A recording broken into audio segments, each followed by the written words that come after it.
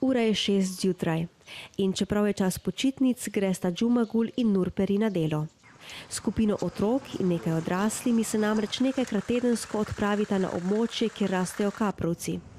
Po polurni vožnji minibus pripelje do vznožja gričevnate pokrajine, na kateri se bohoti trnato zeleno grmičevje z belimi cvetovi.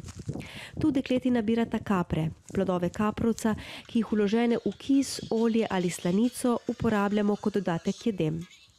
Tudi tokrat jo čaka naporen dan, brez sence, stranišča, brez pravega počitka. Үйде жұмыс көп, апам ажардан берем, апам чық дегенде шығам, boš vaqtimda ғана. Pred pripekajočim soncem se dekleti zaščitita z belimi oblačili z dolgimi rokavi, na glavo pa si povezneta ruto. Pred poldnevom navadno pomalicata, čas pa si krajšata s pogovarjanjem, poslušanjem glasbe in petjem. Kdaj boste šli nabirat kapre, se dekleti odločata sami in tudi ritem dela je prepuščen njunim željam in zmožnostim. Od tega pa je odvisen tudi zaslužek.